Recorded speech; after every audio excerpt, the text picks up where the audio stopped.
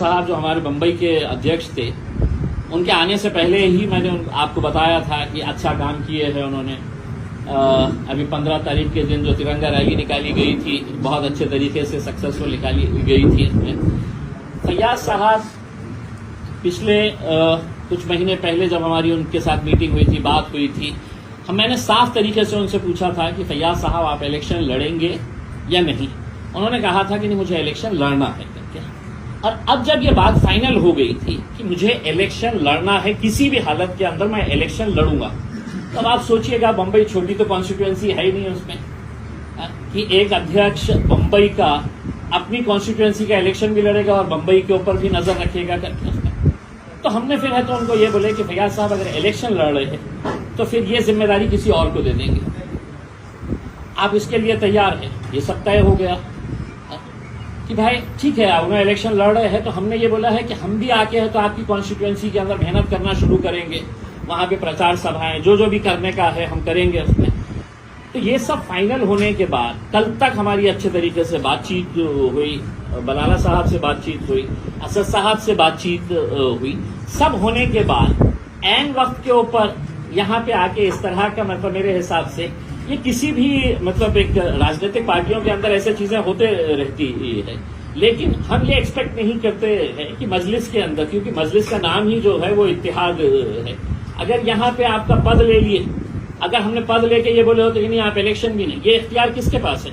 ये पार्टी के पास इख्तियार है, या असदुद्दीन अवैसी साहब के पास इख्तियार है कि साहब नहीं, हम आपको पार्टी पोस्ट से भी निकाल रहे हैं, हम आपको टिकट भी नहीं देंगे। ये असद साहब बोल सकते हैं, लेकिन असद साहब ने खुद ने कहा कि नहीं, आप मुंबई का चेहरा है और हमारी नाक है, आप अगर इलेक्शन लड़ रहे हैं तो हम मेहनत करेंगे करके उसमें आपके लिए अभी से मेहनत करना शुरू करेंगे। तो यहाँ पे ऐसे वक्त के ऊपर आके ऐसी हरकतें करना मेरे हिसाब से किसी को भी शोभा नहीं देता है। लेकिन ठीक है, राजनीति के अंदर फॉलोअर्स होते हैं एक नेता के, उनके फॉलोअर्स ने हंगामा की, तो हमारी कोई उससे ये नहीं है। बात करेंगे, देखेंगे आगे क्या होता है।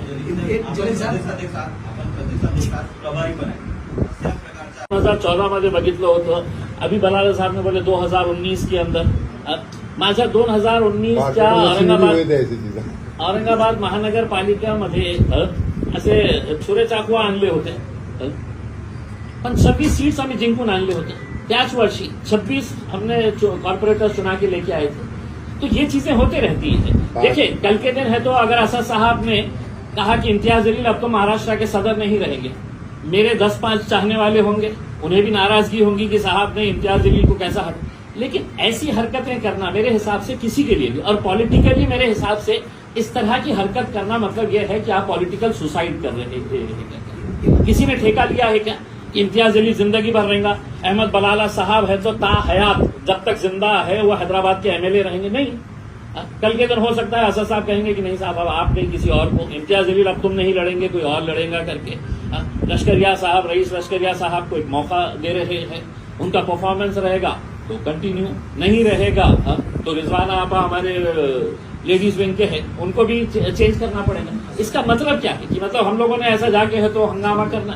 मेरे सवाल है कि आपने अभी कहा कि मुंबई बहुत बड़ा है और इसलिए फैयाज अहमद के बंदी इलेक्शन लड़ेंगे और रईस लश्करिया साहब को जिम्मेदारी दी गई, तो इसका मतलब ये भी निकाला जा सकता है कि आगे अगर रईस लश्करिया को आप टिकट नहीं दोगे तो देखिए अभी फिलहाल के तौर के ऊपर रीजन पे आप वो जो रीजन दे रहे फैयाज अहमद को निकालने का, यही रीजन दे रहे हैं कि मुंबई बड़ा है, इलेक्शन का टाइम है, उनका इलेक्शन रहा, तो अगर कल को रईस लश्करिया इलेक्शन आप टिकट नहीं दोगे। देखिए ये अभी फिलहाल तो हमारे पास ऐसा कोई भी प्रपोजल नहीं आया है कि अगर कभी ये खड़े हो गए टिकट, हाँ तो उस वक्त तो हम बिल्कुल फैसला करेंगे ना, जो भी फैसला पार्टी का अध्यक्ष करेंगे उसके अंदर वो सब